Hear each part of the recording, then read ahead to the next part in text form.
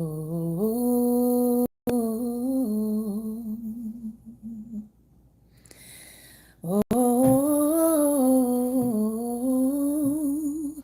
oh, oh. Good evening, good evening, good evening, good evening. I don't know if you ever have that moment where you have a tune that just comes into your heart, into your spirit, into your mind, has no words. It's just the sound that you hear. And so that was the sound that I heard as I was getting ready tonight. Oh, oh, oh. So, tonight is Daring Dialogues. Welcome, welcome, welcome. Thank you to those who are watching live and to those who will come back and catch the replay. We have been in our Black History reads. All this month we'll be reading uh, Black history icons and leaders and inventors. And so I'm just really excited about it. And we've got some new people lined up. This is one of my paintings that I love in my home. This is one of my heroes, Ida B. Wells Barnett. And every day I get a chance to wake up and be inspired by her work and by her legacy. So tonight we are going to be talking about what was the Harlem Renaissance. I'll be doing some reading from that. And then also we'll be looking at What Color is My World? The Lost History of African American Inventors by Kareem Abdul-Jabbar. So that's where we're going to spend the majority of our time on tonight.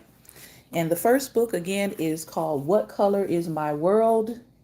I really like these books because they are very succinct.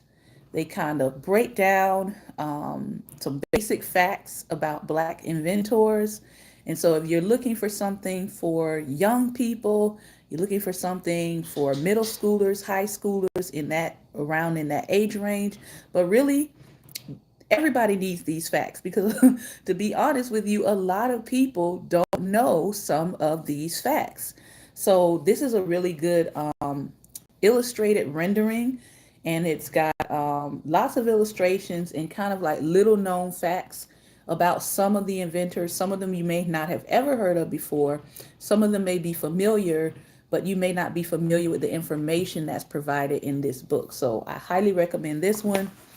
And then this is a New York Times best-selling series, and this one is on the Harlem Renaissance. So we're going to be reading about that into the rest of this week. So I want to go ahead and get started. And tonight we are looking at a gentleman by the name of Frederick McKinley Jones.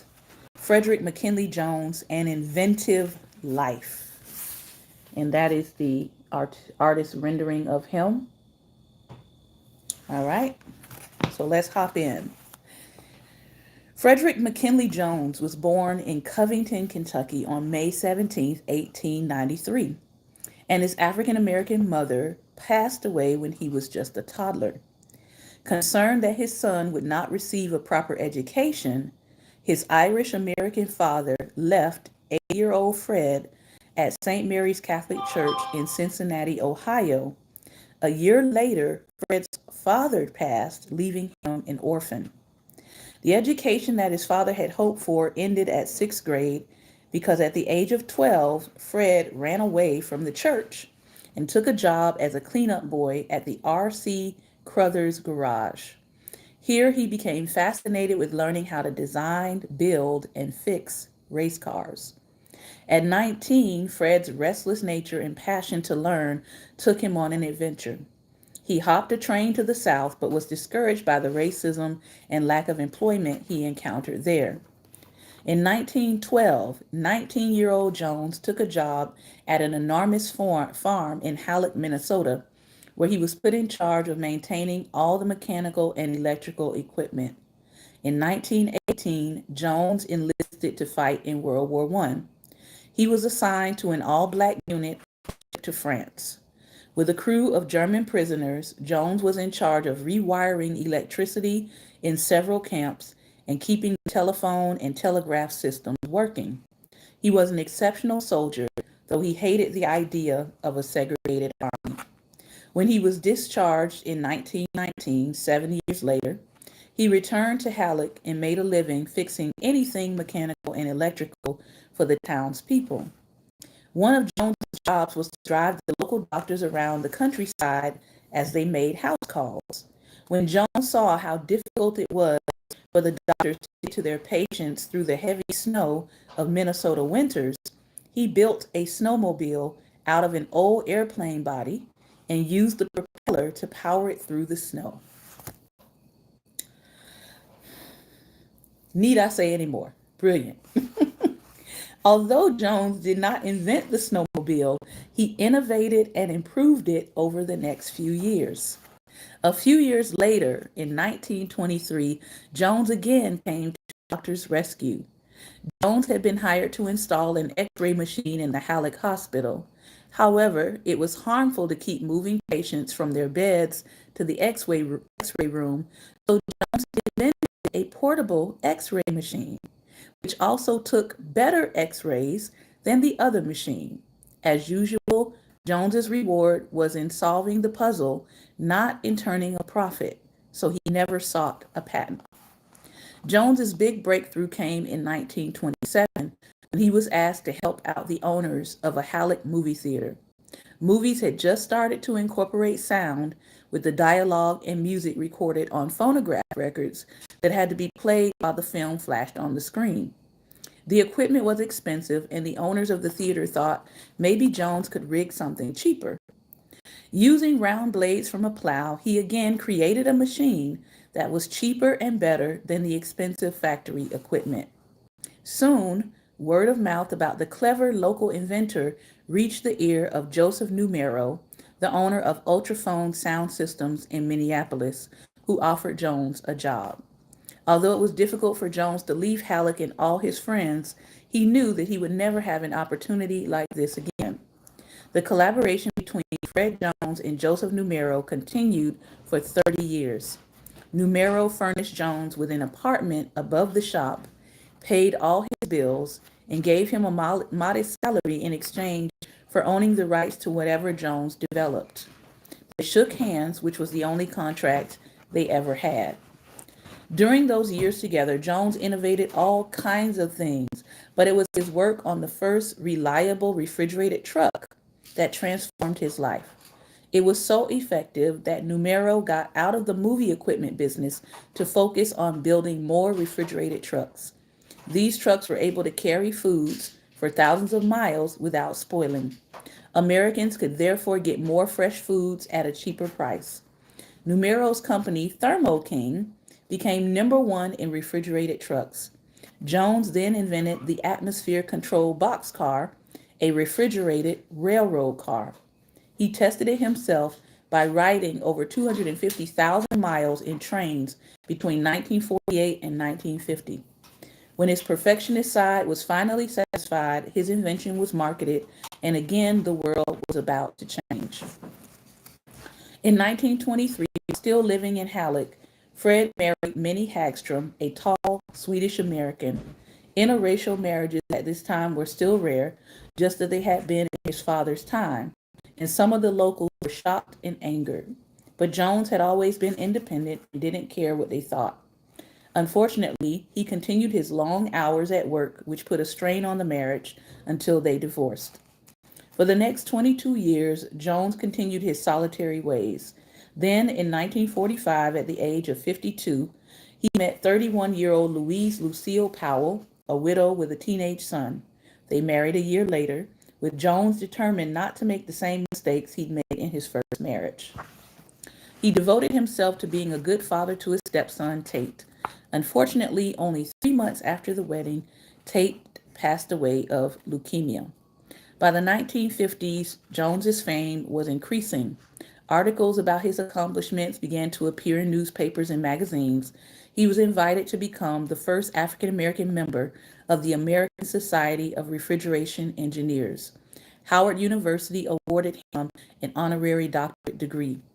Fred Jones passed away of lung cancer on February 21st, 1962, at just 68 years old. Perhaps the most prestigious of his many honors was awarded after his death in 1991, when President George W. Bush bestowed the National Medal of Technology on Jones and Numero. They were the first people in history to receive the honor posthumously, and Jones was the first African American to receive the honor. So I hope you learned something new tonight about Frederick McKinley Jones and his inventive life. Now, most of us have probably heard about the Harlem Renaissance, but we probably have not heard about all of the moving parts of the Harlem Renaissance. As a visual artist, I often teach about the artists of the Harlem Renaissance, the visual artists. But this is a book that kind of encompasses everybody. So you'll hear a little bit about the poets, the writers, the activists during the time, as well as the artists. What was the Harlem Renaissance? It was summertime in Toluca, Mexico in 1920. An American teenager named Langston Hughes and his father were leading two horses across the lonesome countryside. Langston's father was an engineer. He wanted his son to become one too. Engineers made good money. Langston had seen what it was like to be both rich and poor. He had lived with his mother's family in the Midwestern United States and on his father's ranch in Mexico. His father had money, his mother did not. Black people were segregated from white people in the United States. African Americans at the time did not have the same opportunities as white Americans. This was one reason Langston's father lived in Mexico. He thought Langston would have a better life as an engineer outside of the United States, but Langston had other ideas. Langston loved to write. He desperately wanted to go to New York City's uptown neighborhood of Harlem. The bustling African American community was like a city within a city. Black writers and artists were beginning to make a name for themselves there, and Langston would later say, "I dreamt about Harlem." And now I have some lovely, wonderful relatives that are in Harlem today. In June 1921, the Crisis magazine published Langston's first poem. It was called "The Negro Speaks of Rivers." The poem was about the journey of Black people from Africa to the American South. "Did they pay you anything?" he remembered his father asking. "No," Langston admitted, "but it was a start." Not long after, his father agreed to pay for college in New York, and Langston was headed to Harlem. He was only 19 years old. Soon he would become one of the best-known poets of the Harlem Renaissance. Now, the Harlem Renaissance was a tremendous wave of creativity in the Black community of New York City. It took place during the 1920s and 1930s. African American culture had long been looked down on in the United States, but now, new Black music, poetry, novels, dance, and art were challenging these old views. Black artists began to take inspiration from their African roots in everyday lives. They wanted to express themselves not just as Americans, but as African Americans. And it all began in Harlem, what Langston Hughes called the greatest Negro city in the world. Loving these illustrations here. Harlem of the 1920s was home to a swiftly growing African American community on the island of Manhattan in New York City. This city within a city reached from 110th Street all the way up to 144th Street between Lenox Avenue on the east and 7th Avenue on the west. Famous nightclubs like the Cotton Club and the Savoy Ballroom studded Lenox Avenue like neon jewels. They attracted wealthy customers and celebrities. There were also secret nightclubs called speakeasies, serving the Black working class on 133rd Street. On 7th Avenue, Small's Paradise offered a red-hot show in a cool place to racially mixed crowds. Smalls was a favorite hangout of the Harlem Renaissance set and featured dancing waiters. Harlem wasn't just about nightlife, though. The 135th Street branch of the New York Public Library and the Harlem branch of the YMCA held many cultural events. Now, during this same time, you had what was called Prohibition from 1919 to 1933. In 1919, an amendment or a change to our Constitution made it illegal to sell or make any kind of alcohol or drinking for a period of time. So this marked the beginning of Prohibition, which went into effect the next year. But many people found ways around this law. So bars called speakeasies opened, which served liquor. These bars were kept a secret, and a password was needed to enter. In some speakeasies, customers were entertained by jazz bands. Prohibition ended on December 5th, 1933, but people continued to listen to the upbeat, swinging music that was heard in the speakeasies. The famous Apollo Theater on 125th Street near the local shopping district opened its doors to Black audiences in 1934. It draws African American performers from around the country to this day. Harlem was a thriving neighborhood that had Black doctors, lawyers, and even police officers.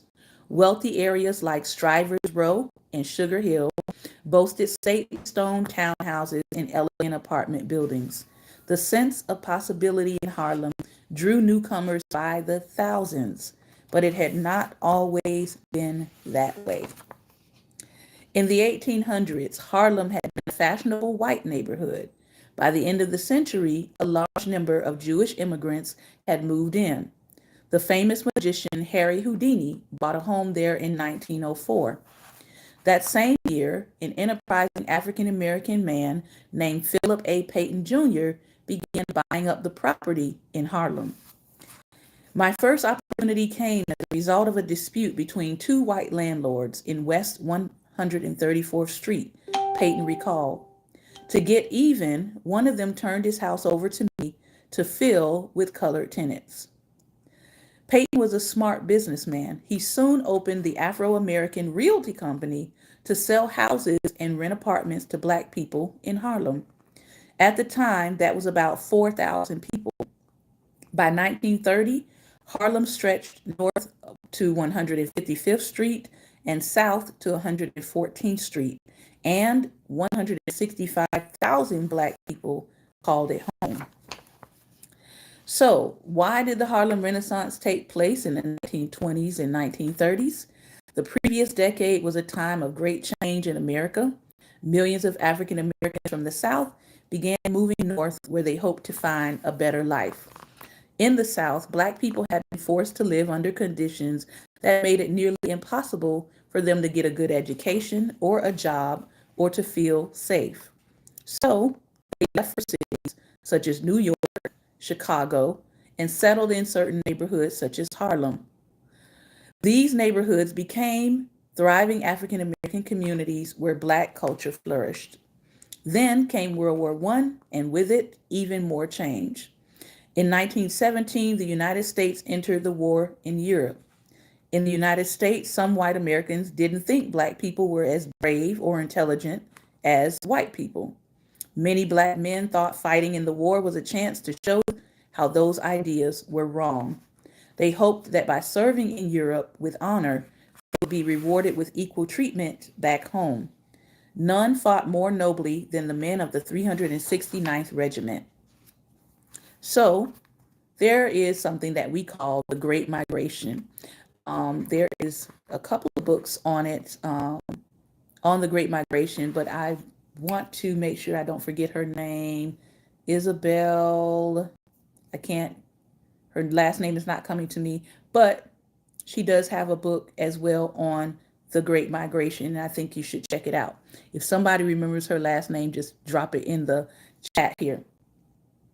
So although slavery ended in the United States in 1865, many African Americans continue to be mistreated because of the color of their skin. Southern states created laws known as the Jim Crow laws that made sure that Black people couldn't do things like vote or that they were segregated from white people. African Americans couldn't eat in the same restaurants, stay in the same hotels, or even drink from the same water fountain. These same laws failed to protect the lives of Black people. Many innocent African Americans were killed or lynched by white mobs, and unfortunately, their killers were allowed to go free. From 1915 to 1970, around 6 million Black people left the South to find a better life. This process was known as the Great Migration. Many African Americans settled in big cities like New York, Chicago, Philadelphia, and Detroit. Now back to the 369th. Soldiers from the 369th Regiment served in France, fighting against the Germans. Of all the American regiments its size, the 369th spent the most time on the battlefield, and they suffered the most losses. Now, this is a rendering of a very famous photograph. You can probably search it online for the actual photograph, but this is a rendering of it. And let's talk about this 369th Regiment. They fought so fiercely that the Germans reportedly called them the Harlem Hellfighters. Both the United States and France awarded the Harlem Hellfighters medals for their bravery and service. African American soldiers were treated with respect in France. They were not turned away from restaurants and hotels the way they would have been in the United States. A few months after the war was won, 2,900 Harlem Hellfighters marched up Fifth Avenue in New York City. The front page of the New York Times newspaper declared, "Fifth Avenue cheers Negro veterans." Photographs show the soldiers in their domed helmets, rifles at their sides. It was an impressive display of African American pride. The Hellfighters were celebrating a double victory, one over the Germans and one over racism at home, or so they thought. The Germans had indeed been defeated, but racism in the United States had not. Many white Americans viewed these heroic Black soldiers as a threat. In 1919, in cities across the country, white people attacked African Americans in violent race riots known as the Red Summer. I have a song that is based on the Red Summer. The attacks inspired poet Claude McKay's poem, "If We Must Die." It urged Black people to fight back with dignity. McKay later became a famous poet of the Harlem Renaissance. Sadly, the riots continued, and by the end of the year, hundreds of African Americans lay dead and thousands more were left houseless by the riots. It was clear America was at a terrible crossroads. The old stereotypes of Jim Crow and the false belief in white superiority had to be erased. Could art be the answer? I don't know about you, but I'm going to say it's an answer. By 1920, Harlem had become a destination for upwardly mobile Black people. It was seen as a place where great things could happen. This hopeful energy is what attracted Langston Hughes to Harlem. That and a musical called Shuffle Along. The show opened on May 23, 1921 at the 63rd Street Music Hall on Broadway. James Hubert, U.B. Blake, and Noble Sissle teamed up to create the show. Sissle had been a Harlem Hellfighter. Blake had worked with ragtime musician James Europe. Blake and Sissle believed the best way to appeal to a wider audience, both Black and white theatergoers, was with a musical comedy. Shuffle Along would prove them right. It told the story of two dishonest grocery store owners who run for mayor in a fictional town only to be defeated by an honest man. Blake composed the music, Sissle wrote the lyrics and words to the songs. While it might have been outdated today, the show was groundbreaking for its time. It featured an all-Black cast, toe-tapping music, singing, dancing, laughs, and a realistic love story. Up until this point, all African American on-stage romances had been played for humor. Good evening to everyone coming in. The star was a famous singer by the name of Florence Mills. Florence Mills had a unique voice full of bubbling, bell-like, bird-like tones. One of the show's songs, I'm Just Wild About Harry, was a massive hit and years later became President Harry Truman's campaign song, and he won. The hit show ran for more than 500 performances, a record for a show written, produced, performed, and directed entirely by African Americans. Shuffle Along's popularity sparked new interest in African American culture. Over the next 3 years, 9 other Black musicals were created for Broadway. It also helped desegregate Broadway audiences. Black theater goers could sit in seats near the stage that had been for whites only. Langston Hughes, at this point, was a broke college student. He didn't mind sitting in the cheap seats night after night to hear Mills sing. To him, Shuffle Along gave just the proper rush to that Negro vogue of the 20s that spread to books, African sculpture, music, and dancing. White people began flooding north to Harlem for Black entertainment. Unfortunately, even in Harlem, some famous nightclubs had whites only policies. The Cotton Club was designed to look like an old Southern plantation. Great African American musicians and singers performed there, but Black customers were only allowed inside if they were famous, and even then they had to sit to the side. African Americans were not welcome in most restaurants or nightclubs in white neighborhoods. One exception was the Civic Club of New York in Lower Manhattan. It would host one of the most important events in the Harlem Renaissance. On March 21st, 1924, it was a windy Friday in New York City. The forecast was for snow, but the atmosphere at 14th West 12th Street was warm and lively. The building was the home of the Civic Club, and the club was founded in 1917 with the goal of improving society. It was unusual for its day in that it welcomed both Black and white members. That evening, guests of both races stepped through the doorway and into history. Their host was Charles S. Johnson. Johnson was the editor of a Black magazine called Opportunity. The night's event was to celebrate the release of Jesse Redmond's Faust's first novel, There is Confusion. It was about 3 childhood friends dealing with adulthood. Unlike other books of the time, these Black characters were not poor or working class. They were middle class, like Fawcett himself. What had been intended as a small gathering at the Civic Club that night bloomed into a crowd of over 100. The master of ceremonies was Allen Locke. Locke was a respected writer and educator. Born in Philadelphia, he earned 2 degrees at Harvard University. The events of the evening would help shape his ideas about what he called the new Negro. According to Locke, America had treated the old Negro as a problem to be kept down and put in his place. But the new Negro took pride in being Black and was a vibrant participant in society. Part of that participation was in the creative arts. Many historians today consider the Civic Club event the official birthday party for the Harlem Renaissance. Guests gave speeches about the need for writers who could show the richness of African American life. The editors of important Black-run magazines were also present.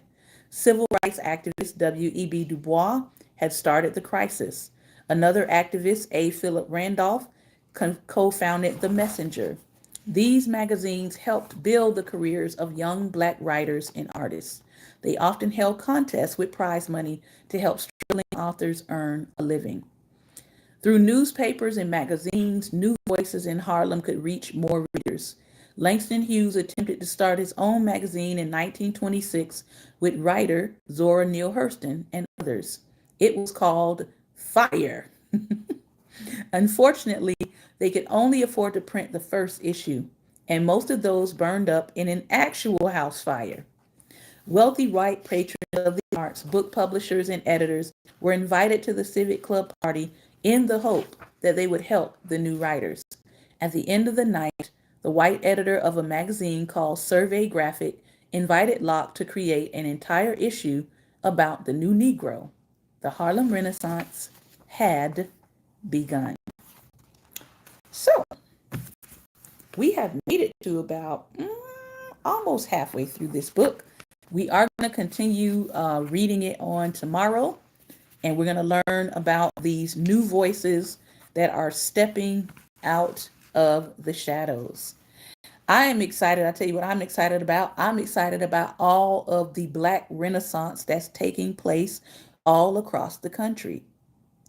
Some people are still catching up, other people are still catching on, and it's okay. But there are these kinds of events happening. As they said, it started out supposed to be, a small event. But as people began to gather, as people began to converse, as people began to dialogue, and all of these great meetings of the minds of artists and writers and dancers and musicians were in the same space, we can do it so much better these days through things like Google Meet and Zoom. As they were in the same space having dialogue and conversation about what they wanted the future to look like and how they wanted to define themselves as Black people, something new was born. And we're going to continue to talk about this tomorrow, about the Renaissance and what does that mean? What kind of Renaissance is happening right now in our culture? And how do we keep our Renaissance from being hijacked?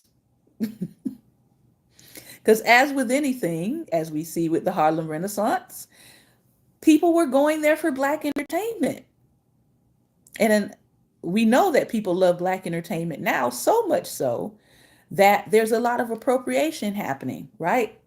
There's a lot of hijacking of Black voices, almost literally these days, with platforms like TikTok, where you see content creators who are not Black literally taking the voiceovers of Black people and superimposing themselves upon it with no thoughts to the consequences.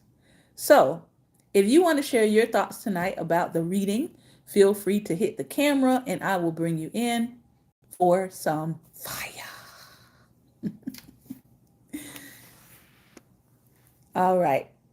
If you are listening by Anchor, I want to thank you for your time and attention. I invite you to join us live on tomorrow night, 6 p.m. Eastern Standard Time, on our IG channel, Daring Dialogues.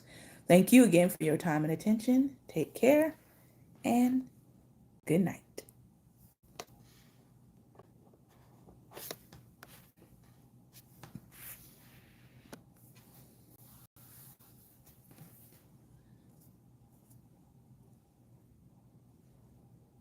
Good evening.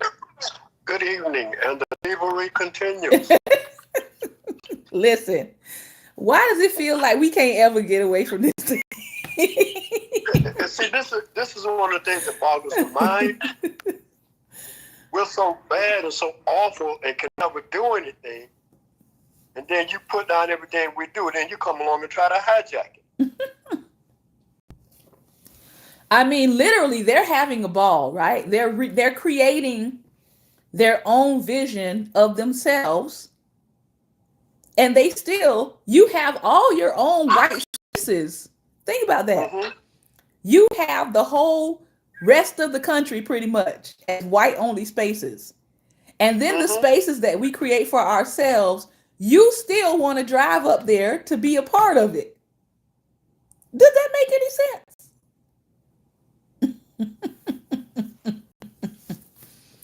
I'm just wondering.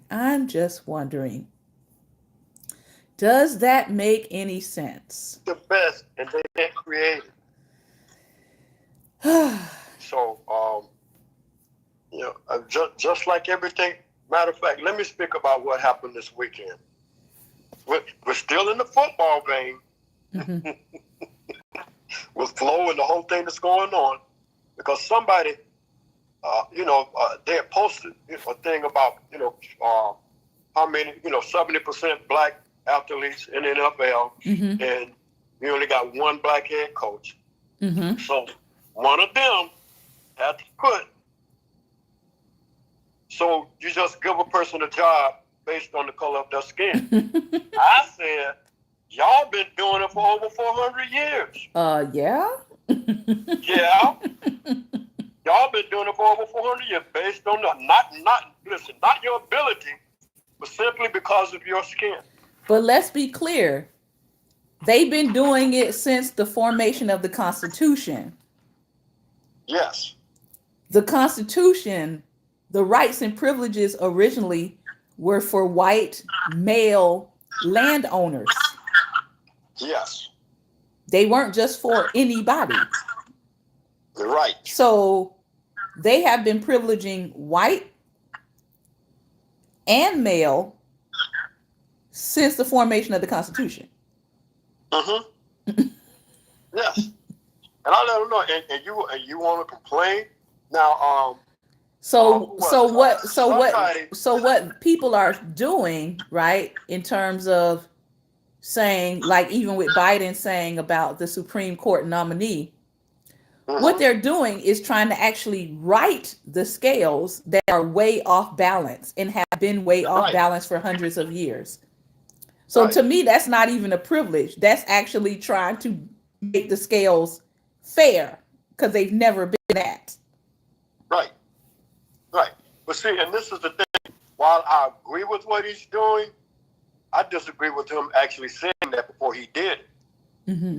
Because I knew the turmoil that it was going to bring about. Because people started hearing that. Oh, so now you're just going to hire people because they're black and they're women. Well, y'all did it. But he knew. But he knew that was going to occur. I mean, it is White Citizens Council, Joe. I mean, come on. Right. Mm-hmm. Because again, White Citizens Council Joe also wants to give himself an out if he doesn't do the nomination, right? Because he's promised to, but now he can turn around and say, oh, there was so much controversy around it. There was threats to people's life around it. So we had to go a different route. See, it's always an out. There's always an out to not do what we're supposed to do. For me, that's not an out. And I'm going to tell you why. Because the other side, they don't care. They do whatever they want to do, regardless of what you say. Right. And they continue to lie, even though you prove it's a lie. They continue to tell a lie. Ooh, child. No, for me, it's not an out. To me, it's copping out. Mm-hmm. Yeah. See? I think it's very interesting that even in the early 1900s, Langston Hughes' father knew enough and understood enough about the United States that he actually said exactly what I said last night. That he wanted his son to not be in the United States because of the lack of opportunity. Mm-hmm.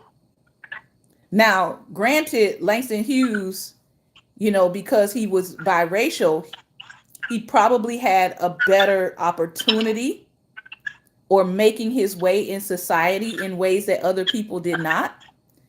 But his father, an Irish American man, had sense enough to understand the opportunities awaiting my son are few and far between.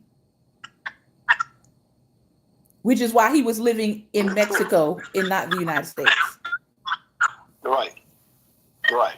And that speaks volumes. Yeah. That speaks volumes. Yeah. He wasn't blinded about what was going on. And he didn't listen, he understood, he knew. Okay, listen, my son is basically, he's black. I'm a white father, but he's black. They're gonna see him as black, and they're not gonna give him the opportunities that he deserved. That I thought was like, wow, because there are so many parents right now who are either in denial that they're raising a biracial child that may be black presenting. Mm-hmm. And so they're just kind of skimming over things like, you're in this loving family and we love you so much that it's going to be okay. But him as a father, he as a father took the responsibility to say, this world is not kind, nor is it fair, nor is it safe for my son. So let me not just wait for the world to pile on craziness to him. Let me actually be proactive and do something about it. Now, Langston Hughes, of course, took matters into his own hands after his parents passed away. Okay, he took off, right? But while his parents were living, they tried to do what they could to give him the best possible chance at success. And I want to just say hats off to that. Hats off to that. I'm always in favor of parents that are like, this is what's going on. This is what I see happening in the culture.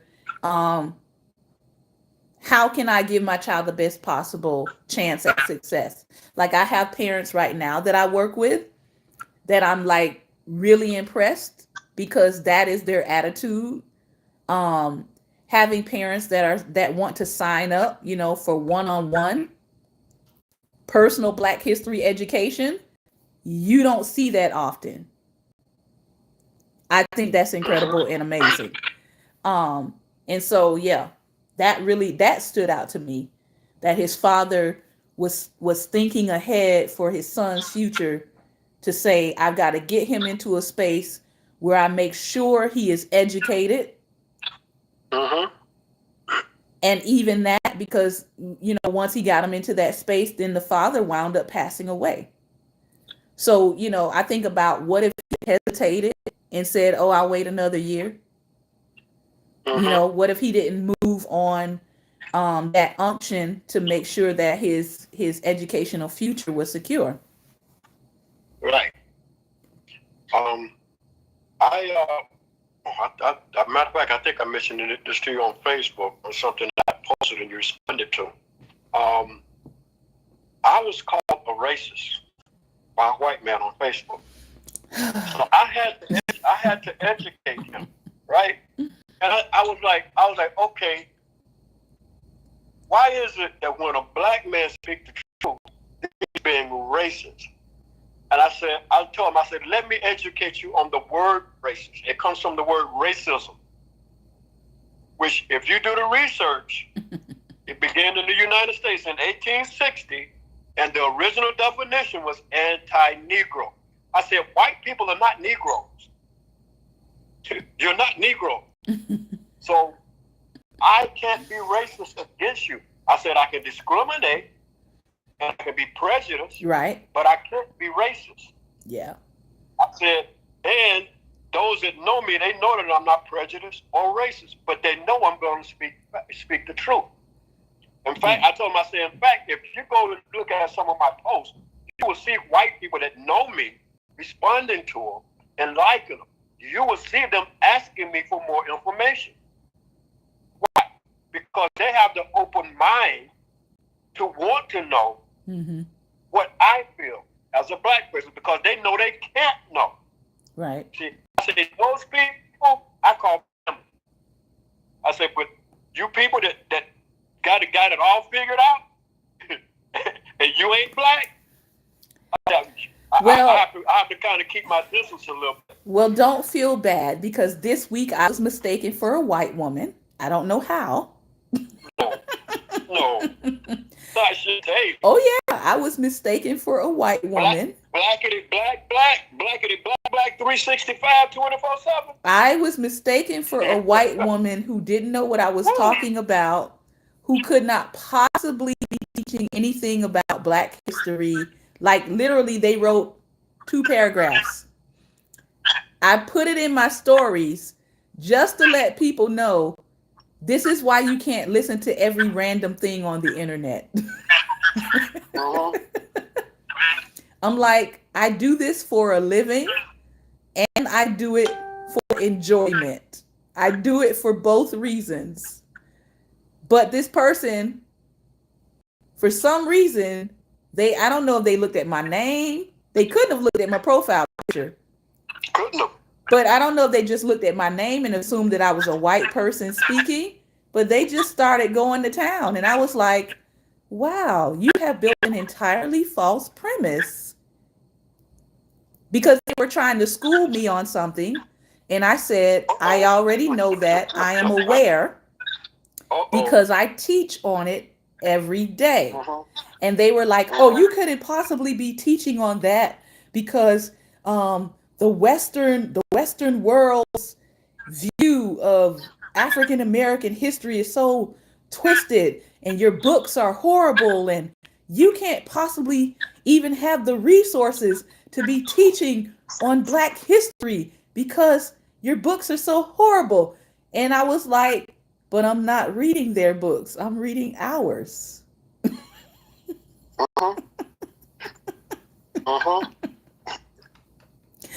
I'm just saying. I'm like, so are we just ignoring all the Black scholar books we have on our history? Yes. Like, are we not reading those? Or are they not counted in the discussion? So I thought that was very interesting. I was like, this person has a whole premise about how I can't possibly be sharing true Black history because of what's happening with the West and our education system. Like, you do realize people still in this country have the freedom to pick up books by us and read about us by us. Now, I know they are now on campaign to ban books, and they are actually burning books, from my understanding, in Tennessee. But that's why I keep telling people, collect as many Black author writers right now as you can.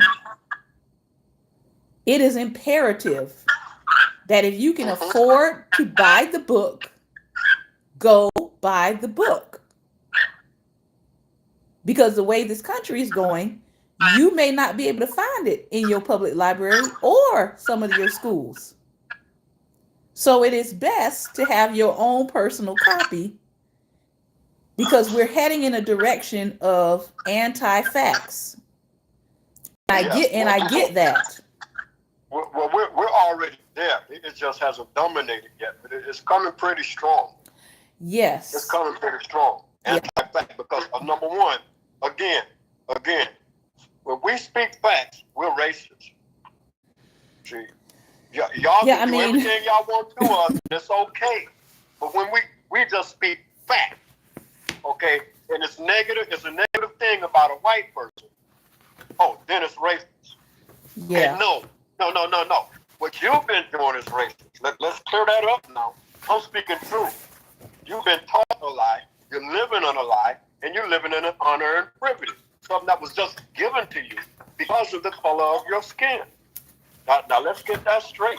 See, so you don't throw what you are up on me. We don't allow you to spin your own narrative over here. See, and I have to get them straight about that. You're not going to spin your own narrative here. See, you're not going to play something in my mouth that I decided to tell one, because we were talking about, again, the discrepancy in the head coaches. And I told them, I said, listen, everything that y'all allow us to get involved in, if we want to, and we want to excel in it, and we got an almost level playing field, we dominate. That's what happened to football, baseball, basketball, track and field, tennis with the Williams sisters and my half Asian Black sister there, Naomi Osaka. Mm-hmm. Yeah, Naomi, her, and now from the last Olympics, diving and swimming, see, boxing in the Olympics. So, and he said, I told you exactly what I said now. And he comes to tell me, no race is more dominant than the other. And I simply said that what we're allowed to get involved in when we want to, we dominate it. I didn't say we were more dominant. I didn't say we were more dominant race. I said we dominate. I named the sports. Look at those sports. Tell me I'm wrong. See, I just stated a fact. It speaks for itself. Yeah. Let's also talk about the fact that literally melanin, everybody has some. But if you go to the scientific community, melanin is considered an advantage. I'm going to just leave it right there. Nothing else need to be said. It's considered an advantage.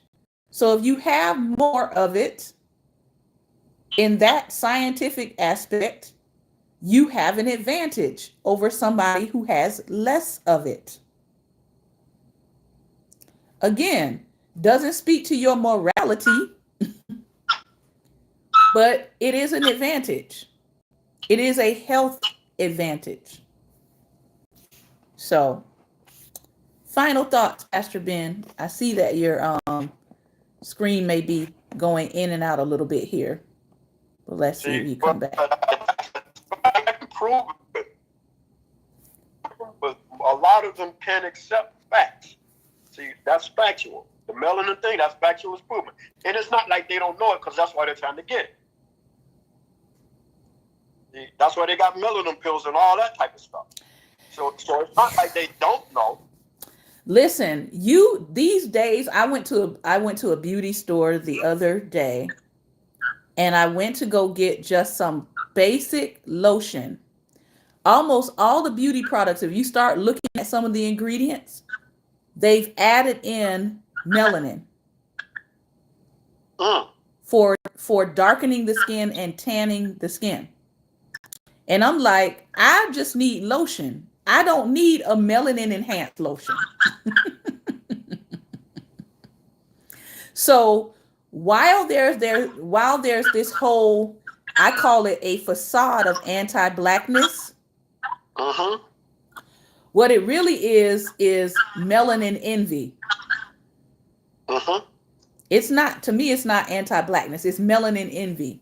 And while there is a facade of anti-blackness, at the same time, what's not really being spoken is we are enhancing ourselves with the same thing that we claim to not like.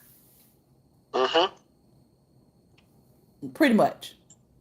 Yeah, exactly. We're enhancing ourselves with the same thing that we claim to not like. We like it, we just don't like it on you.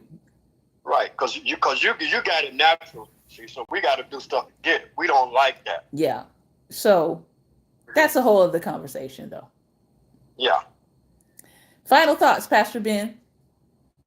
Well, I'm gonna say this: they need to stop messing with me and you, because we bring it to them. Listen, they think they're coming at us. They think they're coming at us from a high intellectual point, and it's like it's going to shut us down. But they don't understand. See, we already see it coming. Yeah, I mean, I have no real interest in debating what to me is evident. If it's evident, why am I debating it? That's why I said with that guy, listen, the proof is there. NFL, every sport I name, it's there. Yeah. So I don't even have to say anything else. See, that's proven. We dominate everything that we get involved in.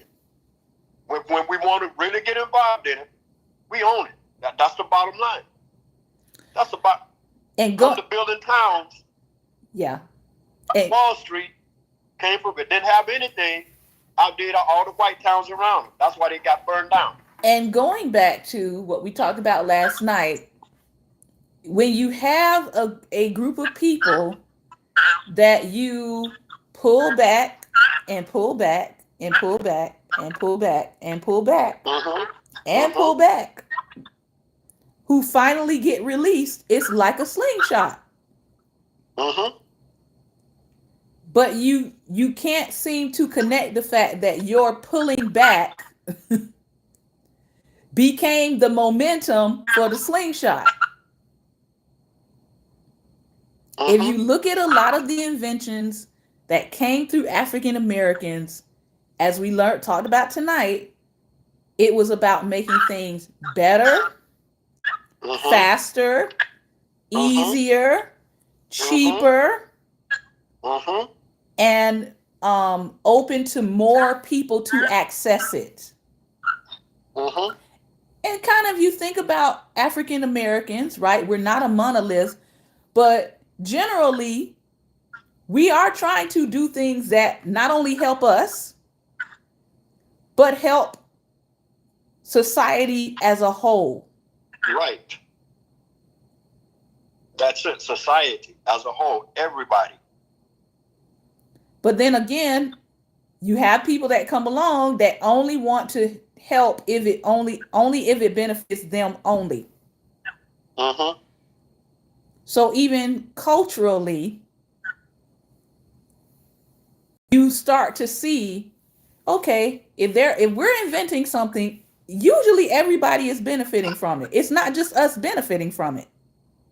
Mm-hmm.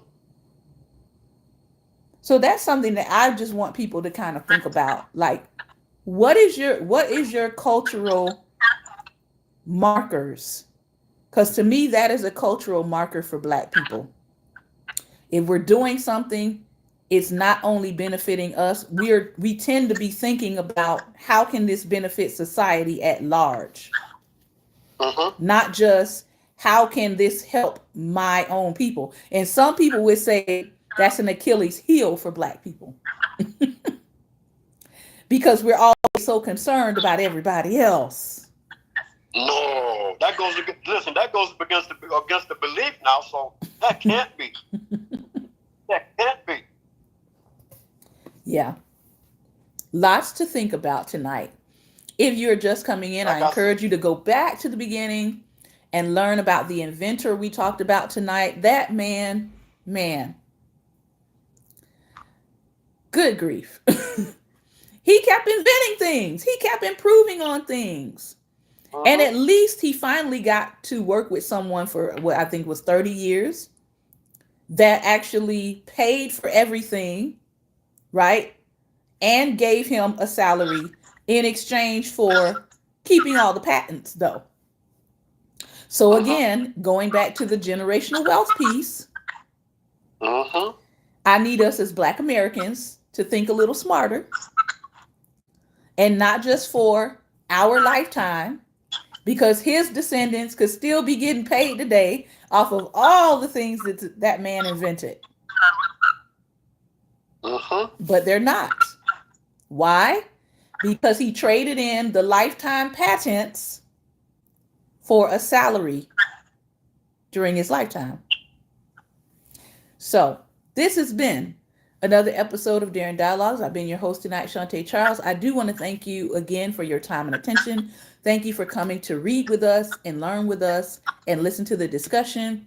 If you want to join in on the discussions are open every evening on IG. So if you want to get in on the live discussion, you can go over to IG around 6:30 is when we open up for discussion time, and I will let you in. Now, please come respectfully or not at all. That's all I'm going to say. I don't disrespect anybody, so I don't want to be disrespected. So if you are going to join us in the future for live dialogue, come respectfully or not at all. I do not use profanity. I do not call anybody out of their name. I don't use the N word or the B word to address human beings. We don't do that on this platform. So that being said, again, thank you for your time and attention. Remember, light is the most daring opposition to darkness. So continue to do what, Pastor Ben? Go out and be light. Go out and be light. Thank you all so very much. Have a wonderful night. Take care and God bless.